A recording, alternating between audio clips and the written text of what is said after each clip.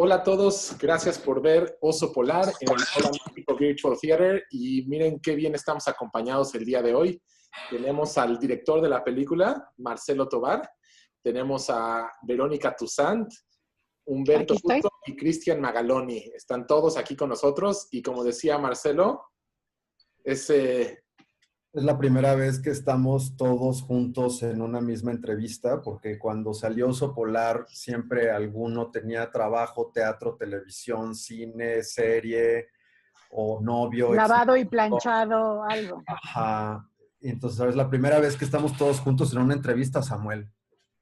me parece muy bien. Y estamos, uno está en Colombia, otro está en Los Ángeles, otros están en México. No sé dónde los encuentre a cada uno. Sí, yo estoy en la Ciudad de México. Yo también estoy en la ciudad. Igual. Ah, perfecto. Y Humberto, ¿estás en qué parte de Colombia? En las Bogotás. Ah, Bogotá. muy bien.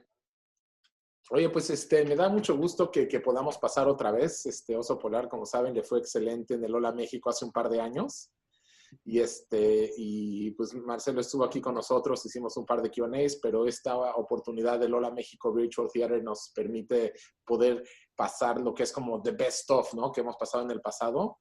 Y estamos aquí, la gente acaba de terminar de ver la película. Entonces, Marcelo, platícanos un poco de la película, cómo la hiciste, con qué herramientas la hiciste. ¿Será que todavía te acuerdas, Marcelo?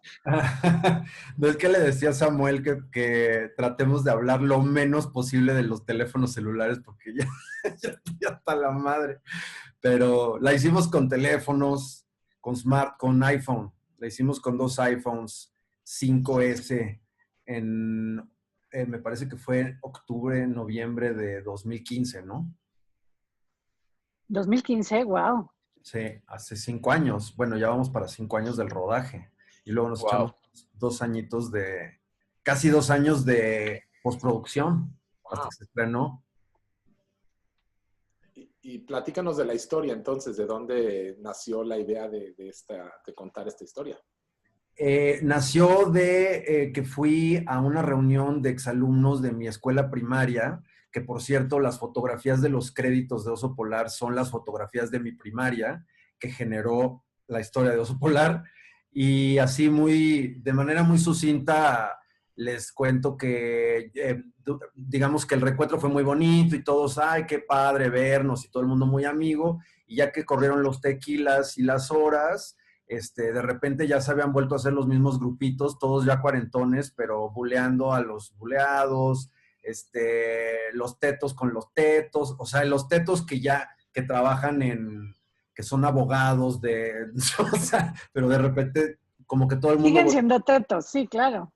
Pues es que siempre nunca dejamos de ser quienes somos, ¿no? Lo que pasa es que nos creamos una fachada para sobrevivir y luego estas reuniones de espejo de la infancia nos regresan a emociones que traemos ahí patentes todavía, ¿no? Y entonces me pareció que era motivo de hacer una película, como la reunión de 3 personas que convivieron toda la primaria.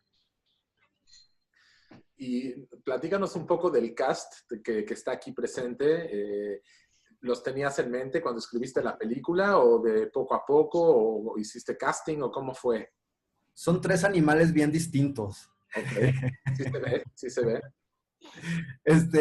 A Humberto le escribí el papel y trabajé con él desde antes que yo escribiera el guión. Nos sentamos en un cafecito de la Colonia del Valle, aquí en la Ciudad de México, y le conté y le pregunté si le interesaba, y me dijo que sí, a sabiendas de que pues, era una película. Estas películas independientes se tienen que contar desde que se escriben se tiene que pensar con cuánto dinero se pueden hacer, porque si no, luego te disparas en el pie. Y yo le dije a Humberto, voy a escribir esto, se va a hacer sí o sí, creo que la vamos a hacer con teléfonos, y ¿le entras o qué onda? Y se superprendió. Yo a Humberto lo conocía de otras películas que había hecho, como ¿no? Del medio y así, y andaba en una etapa como de mucha comedia, ¿no, Humberto? Como de mucha peluca y mucho así como caracterización y los parecidos y tal, ¿no? Y yo como que yo le confesaba a Humberto conociéndolo en persona, que sentía que había una parte de su personalidad que casi no exploraba, no le dejábamos explorar en el cine por los papeles a los que los llamábamos. Y entonces quise desde el inicio crear este personaje con su bondad y su oscuridad, que me parece que bueno, ya les contará a Humberto cómo la pasó en el rodaje, porque creo que hasta un diario hizo y no sé qué. A Cristian lo conocí en microteatro, porque cuando existía el microteatro, que ahora creo que ya no existe, yo solía ir a buscar justamente a ver actores, y ahí conocí a Cristian, lo vi en una obra y lo llamé para esta. Y a Ibero, cuenta tú cómo fue que te encontré. Marcelo estaba buscando a otra actriz y entonces se puso a buscar qué estaba haciendo y de repente encontró un video en donde ella estaba promocionando una obra de teatro junto conmigo, y entonces la historia es que a mí me avisaron, yo creo que no me había ni bañado ni nada y traía yo lentes oscuros, y cuando llegué era como el segundo día de la estación, o sea, era una estación ultra nueva, para no decirle patito y ser gacha, ¿no? Pero, entonces, incluso la gente que entrevistaba era como muy nuevo, y entonces como que yo me relajé y estaba yo echada en un sillón con lentes oscuros, y Marcelo cuenta la historia como de, órale, ¿quién es esa vieja tan grosera que está ahí echada en ese sillón tan displicente? Pero al mismo tiempo durante la entrevista estaba muy prendida. Entonces como que la imagen con el con el texto, pues no Claro, concordaba. porque era radio, entonces, pero era un YouTube donde yo la vi, de las camaritas estas que ni te das cuenta Claro. que te están grabando. Entonces yo cerraba los ojos y la oía y decía, está perfecta, está vendiendo la obra increíble. Y abrías los ojos y bueno, o sea, Nada. le valía mal, o sea, ¿no? Porque yo no sabía que me estaban grabando, esa es la verdad, estaba yo toda ahí apachurrada. Y entonces Marcelo vio esa entrevista y dijo, pues esa es Flor, y nos sentamos también a platicar en un café en la Condesa, y entonces, pues nada, nos enamoramos instantáneamente. Genial. Pues Humberto, ¿por qué no nos platicas de lo que dice Marcelo de tu tiempo haciendo la película, que escribiste un diario, o platícanos qué proceso traías cuando hiciste la película?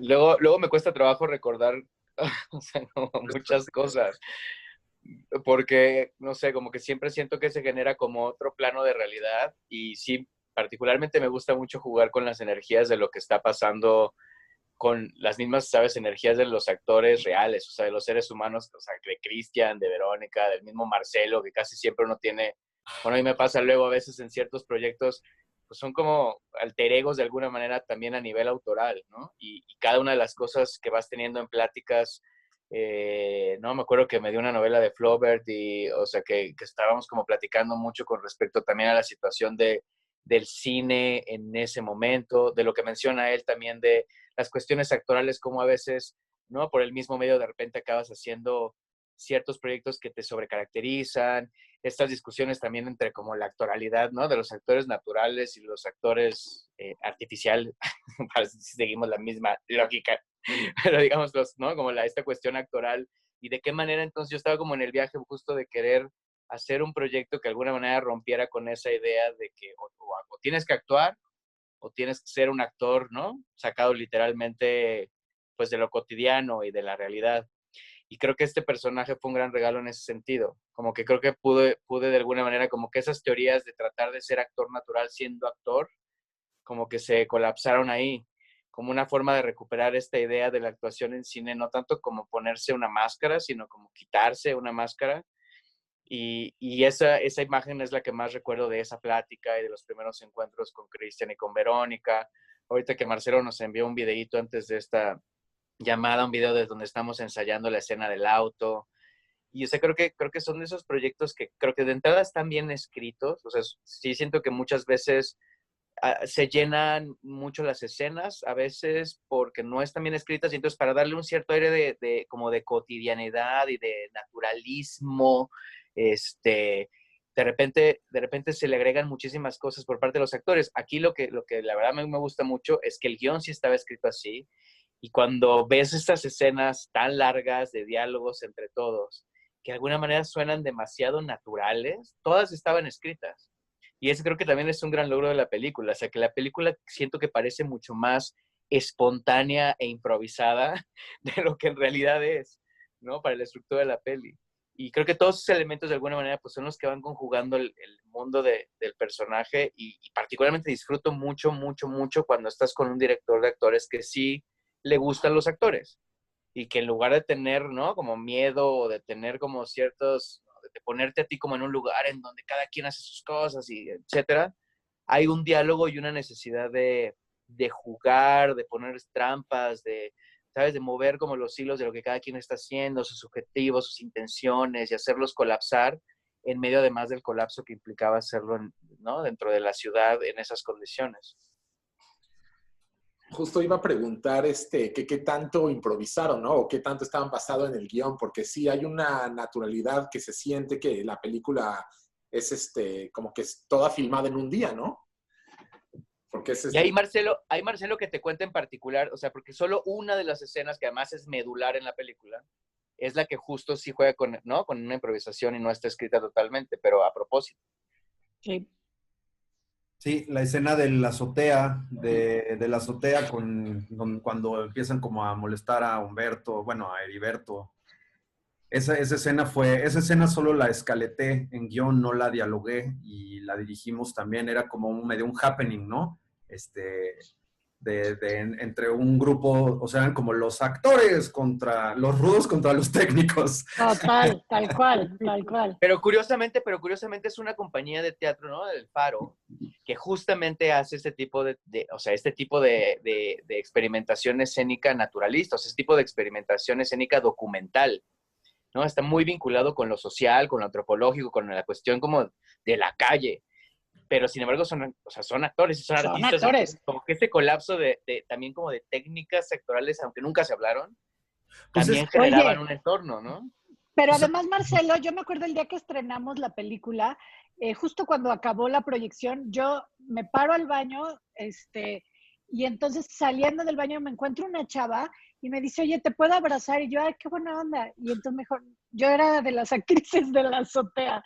Y digo, wow, wow, no sé, ni se parecía, ¿no? es que además, o sea, yo creo que eso es bonito tocar ese tema, ya que estamos con tres actores y tres actores con carreras muy distintas.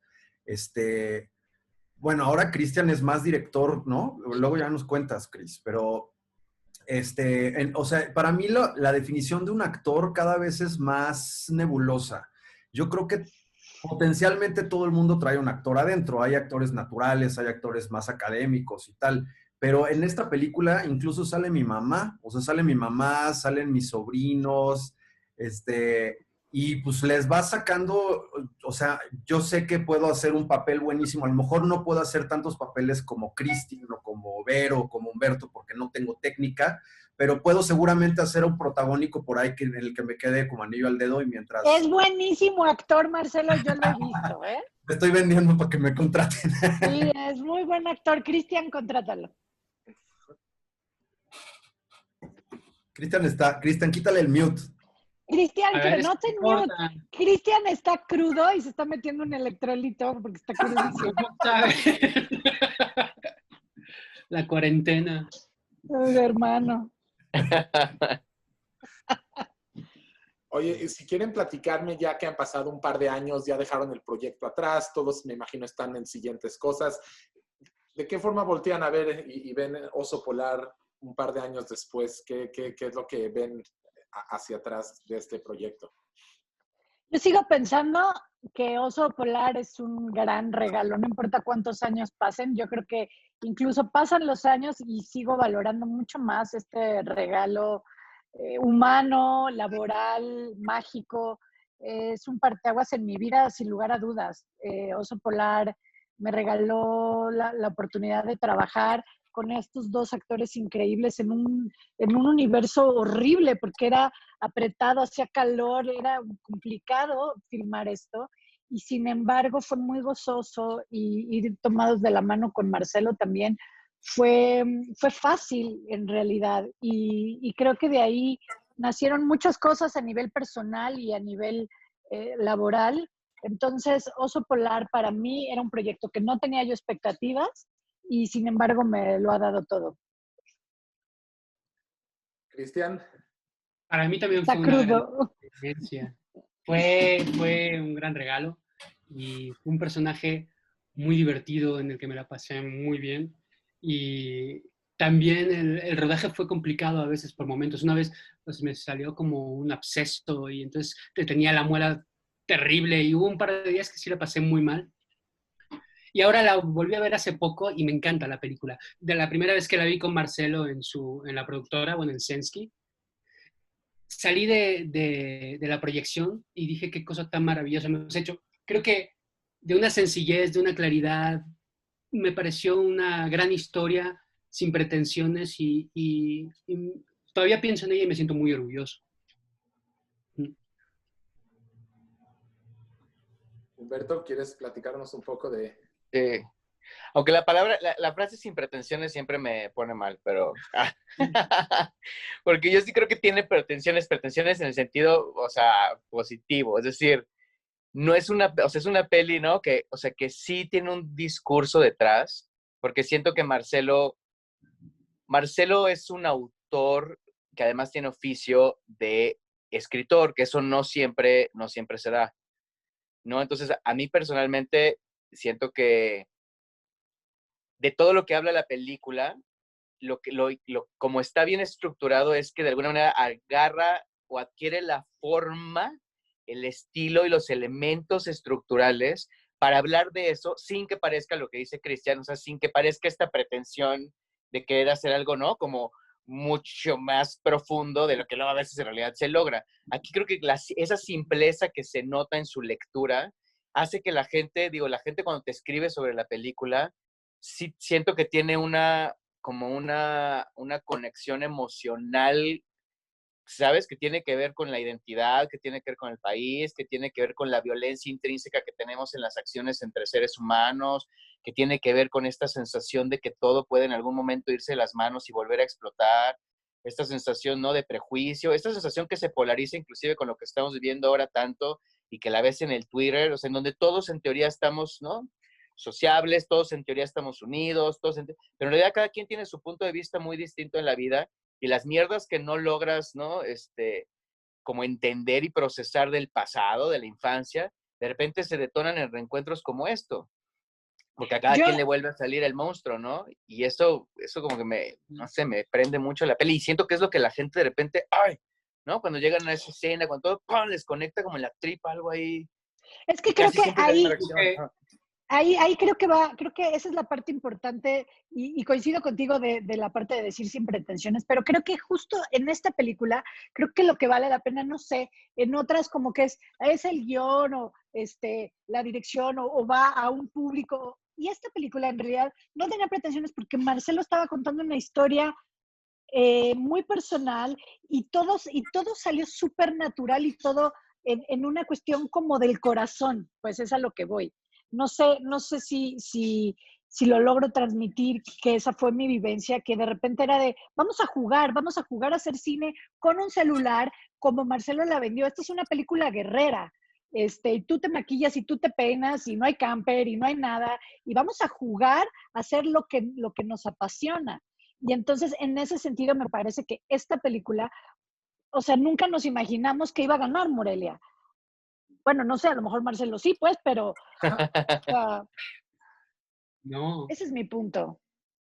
Sí, yo creo que sobre todo hablo de hipertensiones, hablo como de estar centrado en contar una historia que no es muy compleja, es una historia que está muy bien armada y donde el punto fuerte eran los personajes, ¿no? Estaban muy bien delineados, muy bien escritos, como decías tú antes, decía Humberto, todo estaba escrito, parece dicho cotidianamente y parece improvisado, pero todo estaba escrito y eso se veía, creo que funcionaba muy bien en los festivales que fuimos o cuando presentamos la película, la reacción del público, como decías, empatiza muy fácilmente con esos personajes porque están tan bien delineados que a todo el mundo le recordaba al bully de la escuela o a su primo o a su tío y la gente la respuesta... O al mismo. O a él mismo, ¿no? Y creo que a eso me refiero, ¿no? A una película que no no está basada en el discurso, sino está basada en la historia, ¿no? Y ahora, Samuel, con respecto también a lo que dices de cómo la puede uno ver después de varios años, ahorita viendo cómo está habiendo un cambio de paradigma real en el mundo audiovisual, es decir, o sea, sí siento que la película, o sea, cuando pasen todavía más años y de repente haya en estas crónicas del cine mexicano, pues sí no dejará de ser la primera película que exploró de manera profesional un formato como este. Porque además, viendo todo lo que está pasando y todo, ¿no? La forma en la que se está conjugando, o sea, las posibilidades reales de contar cosas a partir de este cuadrado, a partir de estas herramientas, ¿no? Que cualquiera puede tener literal al alcance de su mano. Pues creo que sí es como el inicio. A mí de repente ahorita ya con todo lo que está pasando, la verdad es que volteo y digo, verga, es como o sea, es el primer momento de un chingo de cosas que no sabemos en los siguientes años, sobre todo después de esto, de todas esas posibilidades de gente que va a hacer cosas y que ya está haciendo cosas con esta herramienta. Y eso va a ser una bola de nieve que no tenemos ni idea dónde nos está llevando, ¿no? Es curioso porque a mí ya sabes, me llaman cada 6 días y medio para dar un taller sobre hacer cine con celular. Y me preguntan, ¿y qué? ¿Y la revolución del cine con celular? Yo digo, ¿dónde está esa revolución? O sea, no, yo no veo que la gente o sea, que los cineastas se estén tomando en serio que la herramienta no es lo importante es el contenido, sigue siendo la herramienta muy importante, entonces quieren la herramienta más grande. Yo he tenido esta conversación a intramuros con colegas que se siguen quejando porque no les dan el estímulo, no sé qué, porque cuesta 5 millones mi película, porque tal. Y veo que no hay una cosa que simplemente, que sigue siendo muy elitista, ¿no? De parte de muchos cineastas que creen que las películas son mejores porque la cámara es mejor. Ojalá, yo pienso, ojalá hubiera una revolución a través de el abaratamiento de la herramienta.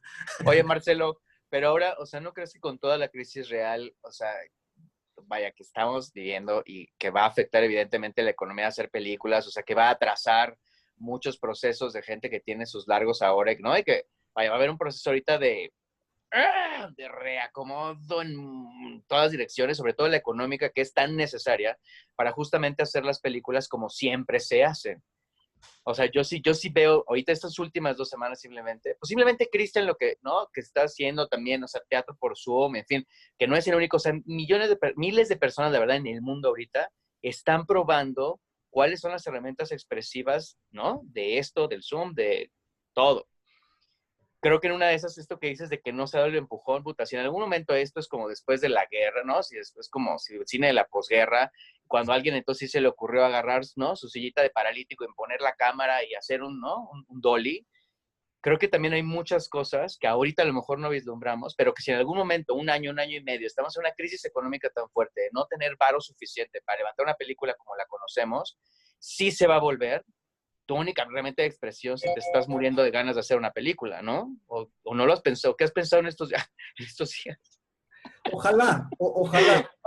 Yo creo que la revolución ciertamente de los teléfonos y las cámaras que traen los teléfonos ha sido en el periodismo y el documental. O sea, incluso creo que la gente se ha vuelto documentalistas en potencia y se han dado cuenta del poder que tienen de capturar imágenes con su teléfono en la noche y ahora vemos imágenes que antes eran imposibles de ver.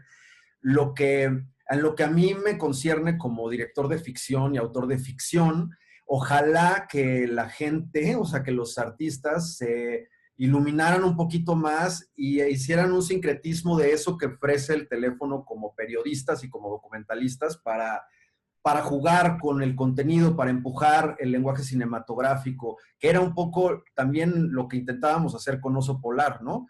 Que no teníamos tantas referencias de cine hecho con teléfonos y por eso se tomó la decisión de incorporar el lenguaje de YouTube ¿no? Sí, y eso tiene una afectación no solo quien lo hace, sino quien lo recibe. Es decir, ahorita también está viendo, ¿no? Un cambio de visualización de todos, ¿no? Aunque tú no seas el creador. Como que la materialidad y o sea, la estética que antes tenía que ser absolutamente prístina para poder funcionar y poder entrar en la convención, ahora, ¿no? La misma vida nos está obligando con los lives, con todo, a ver la estética de la imagen y de la vigilancia y del observador de manera muy distinta, que creo que también puede hacer que el espectador entonces un poco se quite las barreras de cómo ve exactamente las cosas y más bien qué está detrás de esa imagen, ¿no? No sé, digo, podemos tener un rayo de esperanza, creer que esa mirada también se va a educar inconscientemente con todo esto, ¿no? Pero, Y ¿sabes? creo que lo que vale muchísimo la pena, sin importar la situación, o sea guerra, posguerra, preguerra, lo que sea, es regresar a que no importa las condiciones que estemos viviendo los seres humanos, la necesidad creativa existe y busca su manera y tiene que llegar a suceder para contar historias. O sea, es una necesidad del ser humano y que sin importar cuál circunstancia estemos viviendo, el entretenimiento y contar las historias es lo que nos engancha a sobrevivir y a compartir. Sí, yo les quiero leer, siempre he querido hacer esto y esta vez lo voy a hacer. Les quiero leer una crítica, es la crítica más fuerte que he leído de Oso Polar, de alguien, de un usuario, o sea, de un usuario promedio, para que vean por qué creo que mucha gente no se toma en serio hacer cine con celular. Les voy a leer, es rapidito. Dice, Morelia continúa su tradición de darle el máximo premio a su peor película posible. Oso Polar es un pésimo videoblog sin editar, dirigido para YouTube, y no tiene que ver con el hecho de que esté filmada en iPhone, sino con la pobreza de su manufactura, la falta de referencias o bases fílmicas. Sus referencias eran Wherever Tomorrow, supongo. La horrible dirección de actores, en serio, se siente como un trabajo de prepa emulando al peor youtuber. Y Dios santo, las incongruencias e incoherencias de su argumento, los giros de tuerca son sacados de la manga y se le encuentra risible. Dentro de todo lo malo, Humberto Busto hace lo que puede y llega a destacar. Pero pobre tipo. Y luego dice, postdata, tuve la oportunidad de verla en función con presencia del director y en un Q&A final, el director dijo que no era necesario ver cine para hacer cine. Y en ese momento me salí al carajo. Ni siquiera tengo que justificarme, ¿cierto? Ahí hay muchas cosas interesantes.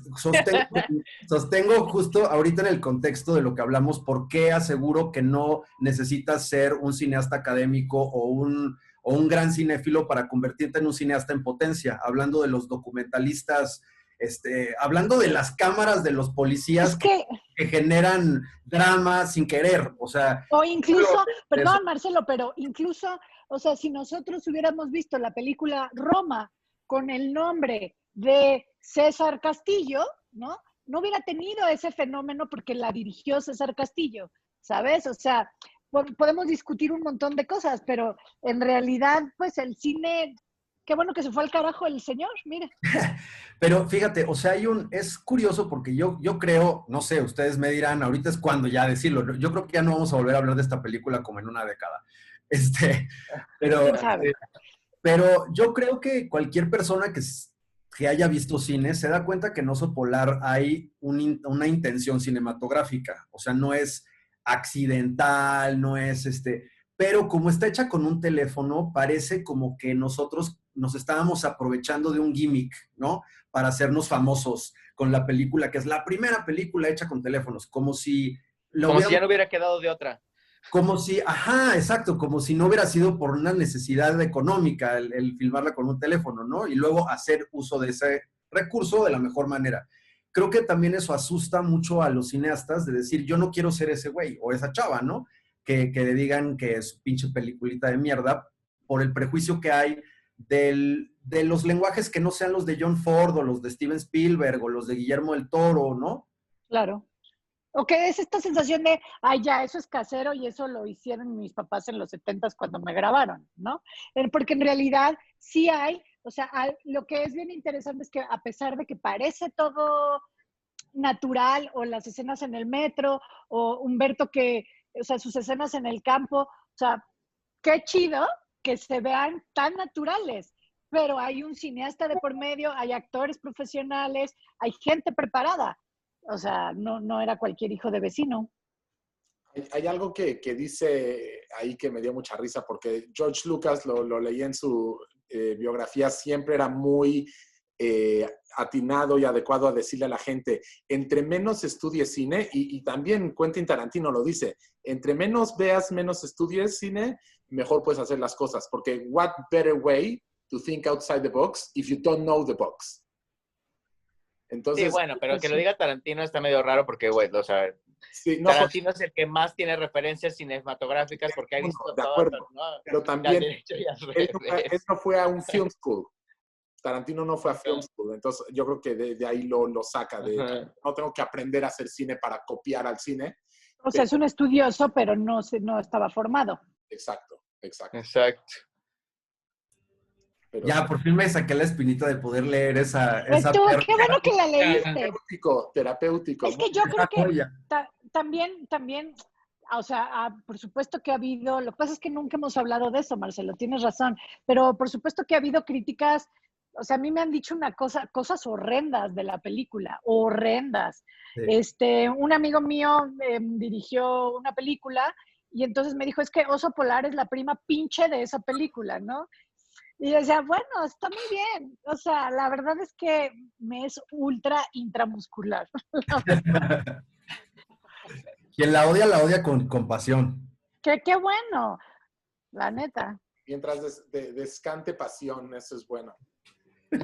Oye, yo les he estado haciendo una pregunta a toda la gente que hemos estado entrevistando para el Hola México Virtual Theater. Y como saben, este teatro estamos pasando pues películas de los últimos 20 años de México. Y quería, si cada uno de ustedes nos puede dar un nombre de una de sus mejores películas que han visto del cine mexicano en los últimos de 10 a 20 años. Híjole, luego no encuentro tantas, entonces voy primero. Qué grosera, ¿va? Pero, Me la ganan. ¿qué tal que me la ganan? Pues a mí de mis películas favoritas, no, la verdad es que hay unas bellísimas, pero la que siempre me viene a la mente porque me gusta muchísimo el ritmo, el humor, la actuación y la actualidad, no importa en qué año vivamos, es La Ley de Herodes, sin lugar a dudas. O sea, es hasta angustiante volverla a ver hoy en día y decir, es en serio que seguimos ahí, Varguitas, es en serio, ¿no? Sí, Luis Entonces, bueno, esa es de mis favoritas, pero también por el sentido del humor y lo mexicana, y me encanta. Cristian. Para mí, una que me marcó en los 20, que era Baja California al límite del tiempo. Una película de volado muy bonita. Sí, Carlos Volado. Muy, muy, muy bonita. Humberto. Una que no Tiene que ser de los... ¿Cómo? que no hayas estado tú en ella. Ah, pues está cabrón. Está cabrón, yo sé. No, pero, güey, la verdad es que hace como 10 años que no veía Amores Perros y sí la vi apenas. Dije, güey, qué buena pinche película, güey, la Es neta. un peliculón. Qué buen guión y qué, o sea, todo. Pero para que no sea eso, no sé, a mí personalmente, por lo menos lo que me decidió querer, pues, armar, ¿no? Una posible carrera en cine, fue cuando vi todavía en cine, cuando ni siquiera se oía bien las películas. O sea, digamos, era la parte final de ese periodo, El Callejón de los Milagros. Callejón de los Milagros me encanta esa película y me encantan todos los actores, me encanta Susanita y me encanta María Rojo con ese diente y leyendo el tarot y todo el guión. O sea, Amo a es una Don peli Ru. Don Ru es lo máximo. que me gusta mucho, la verdad. ¿Esto fue ya hace más de 20 años, puedo decir, o no? Sí. ¿Qué? Sí, fue hace más de 20 años. Sí. Y de estos 20 años, pues la verdad es, yo sí soy súper fan de Luz Silenciosa. A mí Luz Silenciosa me parece una chingonería, la verdad. Me gusta mucho. ¿Tú, Sí, a mí Marcelo? Bien.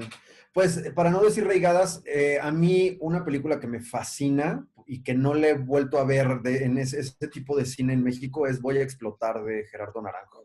Uh-huh. Me encanta esa película. Se las recomiendo muchísimo. No le he visto. Ay, sí, como ese espíritu, como guerrero, salvaje, pero inteligente, pero, o sea, sí, tiene un muy buen espíritu esa peli, la verdad. Y muy buena historia, muy bien contada. Y ahora estaba justo hoy pensando que ya tendríamos que estar empezando a ver las películas para el Ariel, ¿no? Y pues no, por esta situación, ¿no? Pero sí estaba pensando que las extraño, fíjate. Pero sí están, ya se pueden ver las de Ya, o sea, ya se pueden ver desde diciembre, a ver si nada más que pues todavía no se puede, pues no sabe si vamos a votar o no, pero Exacto. sí. Se puede votar. Sí. Oye, Y hay cosas súper buenas, se me olvida el nombre, pero la de La Familia en la Ambulancia, que es buenísima. Midnight Family. Sí. Güey, qué mal viaje, güey, o sea. Qué Este año- fuerte, qué Hay fuerte. muy buenas, ¿eh? Este año hay una gran película de Fernando Frías, que se llama, ¿cómo se llama? Estoy aquí. Ya no estoy aquí. Sí, ¿no? Ya no estoy aquí. Qué buena película, sí, también buenísima película. Desgraciadamente o graciadamente se estrena en Netflix la próxima semana porque yo la No. compré para el Hola México en septiembre, pero ya va a estar en Netflix. Creo que en todo el mundo, entonces la van a poder ver quien quiera verla. Oye, Marce, ¿y tú cuándo vas a estrenar o qué va a pasar Pero- con el club? Ay, perdón. Un segundito, me tengo que despedir, nos quedamos. Ay, no. Pero quiero cerrar esto para que la gente tenga su media hora y un poquito más. Pero muchas gracias a todos por estar aquí para el Oso Polar After Zoom en el Hola México Virtual Theater. Esperemos verlos pronto. Gracias. Gracias, Samuel. Gracias, saludos a todos. Adiós. Gracias.